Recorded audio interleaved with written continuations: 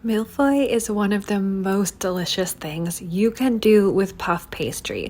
So let's start off by making a mascarpone cream. This is just a really, really good balance to that crunchy Mille Feuille sheet for the puff pastry sheet. So I've got some cream and sugar in a small saucepan here. I've got a vanilla bean. You can use, of course, vanilla paste or whatever vanilla extract you have, but I recommend really splurging for this and going with the actual fresh vanilla bean. First, scrape all those seeds out of there. Be careful, make sure they all survive into the pot. Then you can dump the pod in there as well to make sure as much of the bean is infused as possible. Then I've got some mascarpone. I've got another batch of cold cream and some gelatin off to the side. I'm really just heating this up so that the sugar dissolves into the cream, the vanilla really infuses into the cream, and it's hot enough that the bloomed gelatin I have over on my counter is going to just melt away seamlessly. So I'm bringing this up to a scald. That is all. I'm removing that vanilla bean pod. Make sure to squish it to get all of that vanilla goodness out of there. Then I'm pouring my bloomed gelatin into the pot and giving that a really good stir. After the gelatin goes in there, I'm adding the mascarpone cheese just right into that saucepan. I'm not going to cook it, but the heat from the cream, just as with the gelatin, it's going to just help completely melt the mascarpone into this mixture so it becomes really smooth and homogeneous without too much effort. As soon as I get this most of the way mixed together, I'm going to pour it into another container that is a bit larger and also a bit more narrow, because I do want to get my immersion blender in here as I add in the rest of the cold cream. So the reason I'm using an immersion blender is to make sure everything just blends in and emulsifies really quickly and easily. You want to stream in the cold cream with relative quickness here, because you do not want to over whip this mixture right now. You just want to make sure everything is thoroughly combined, and as soon as it is, I'm going to stop blending, get some plastic wrap on there, get it in my refrigerator for at least a couple hours, ideally overnight, before I whip it up and make my Mille Feuille.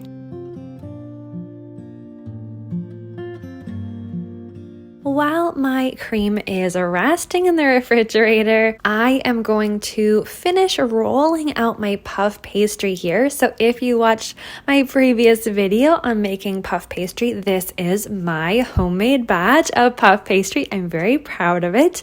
You can use puff pastry from the store. Just make sure that you've let it sit out at room temperature. Usually you buy it frozen, and then roll it out just a little bit. We want one really nice thin sheet here, and I'm going to bake this all as one sheet. And so I want it to basically fit on top of my sheet pan, and I'm just going honestly for like a couple millimeters thick, like not even half a centimeter thick. It's going to be a really, really thin sheet that I'm then going to put in my oven with another sheet pan on top so it doesn't get super out of control puffed up.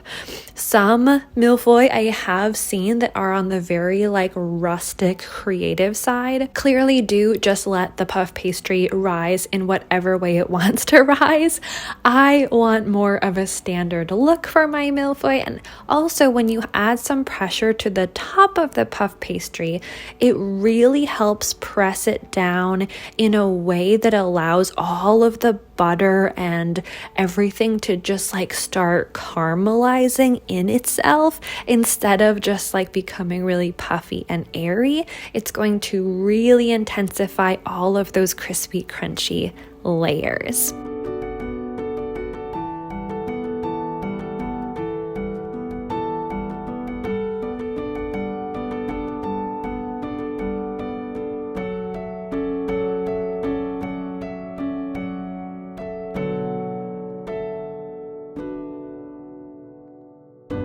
All right, so I am transferring this sheet of puff pastry that I have created here into my baking pan. I've got just a little bit of parchment underneath it. And first, before I put more parchment on top and that second sheet pan on top, I am going to use a fork just to poke a whole bunch of holes in there so that it does have kind of an outlet for any steam or whatever to get out of there, so it can bake pretty evenly and normally. There are tools that maybe a more professional baker would have. It looks kind of like a mini like rolling pin or something, or like a paintbrush that you'd paint your like a wall with, that kind of roller, and it has all these spikes on it so you can just go zoom and it creates all these little perforations. I don't have that, so I'm using a fork, and as you can see, it went smashingly well.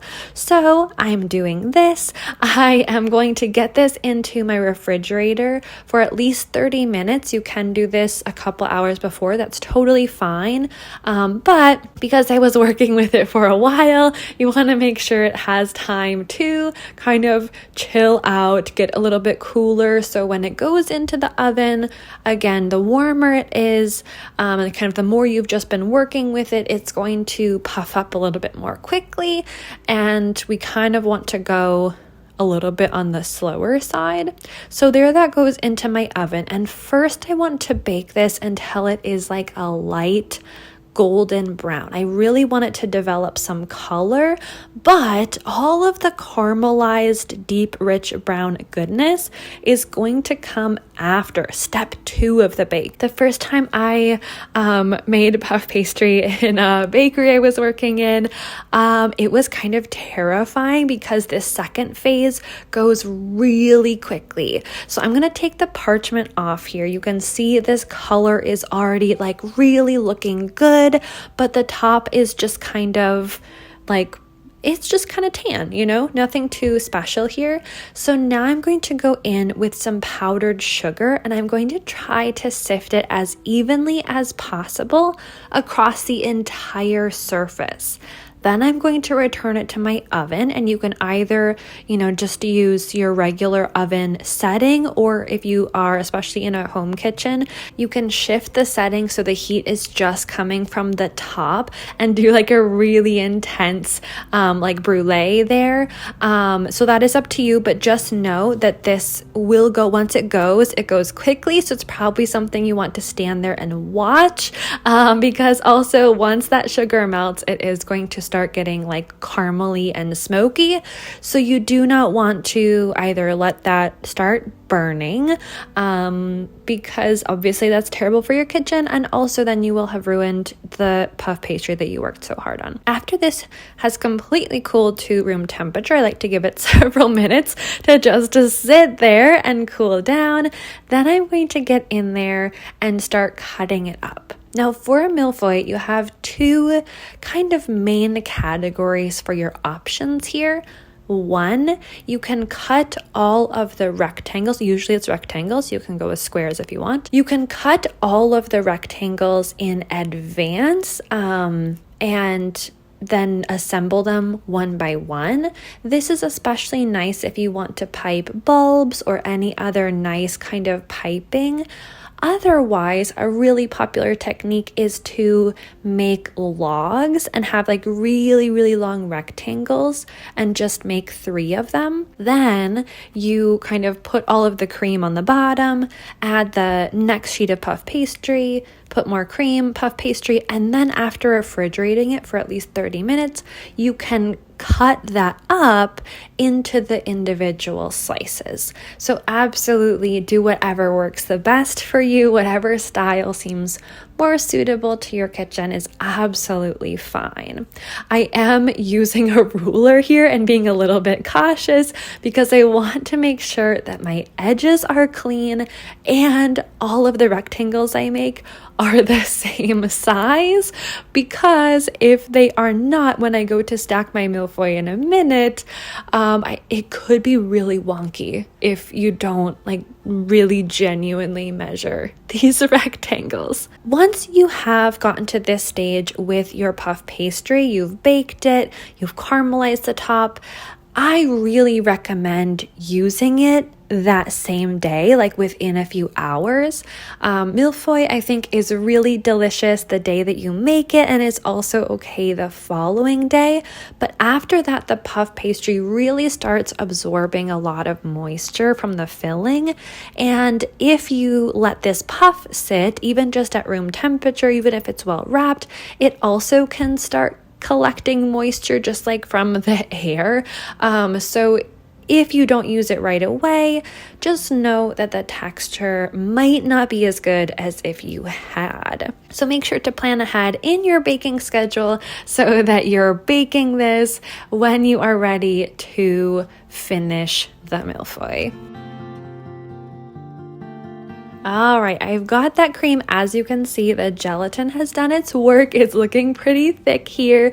Even just stirring it a few times, so you can see it's going to become really, really creamy. You see all those specks of the vanilla bean in there. Oh my gosh, it's so good.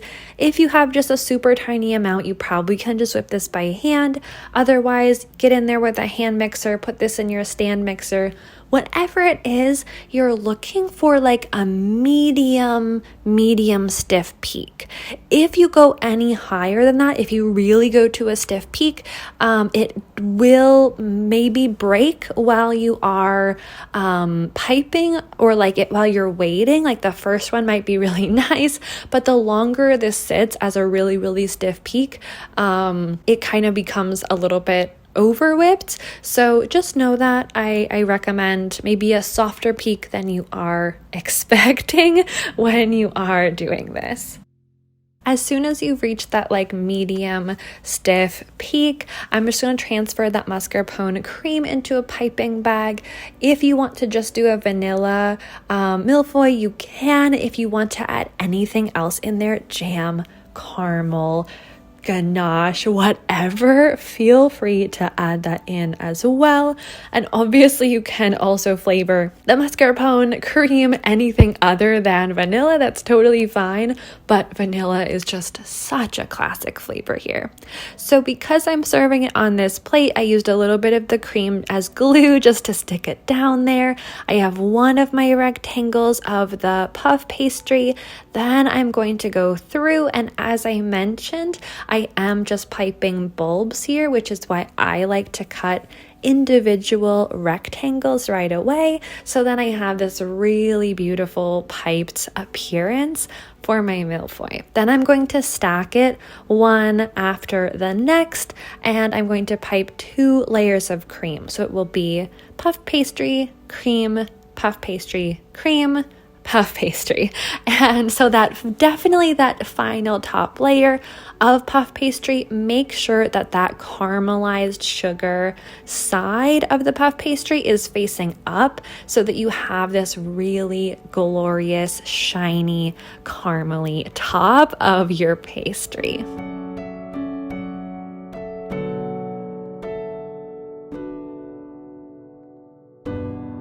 Okay, I mean, I don't want to be full of myself, but are you kidding me right now? Look at this. Look at those layers. Oh my gosh, that is homemade puff pastry, homemade mascarpone cream, start to finish, all in my home kitchen. And guys, it was so delicious. It was so good. Like really simple classic dessert, but so rewarding. Oh my goodness.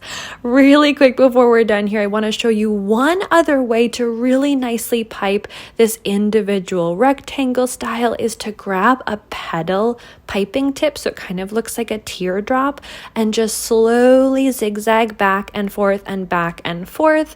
And then even when you sandwich the next layers, you still see this really pretty motion along the sides of the Mille Feuille. I also mentioned you can put like whatever extra flavors, and one really easy way to do that, whether you've piped bulbs or you are piping like this, as soon as you're done piping the cream, just grab whatever it is, jam, caramel, ganache, anything, and just pipe a line right down the center. Absolutely just go for it. And then when you go in with your fork and knife, you get a little bit of that flavor throughout all of it. You can put it on both levels or just the top one, whatever you want.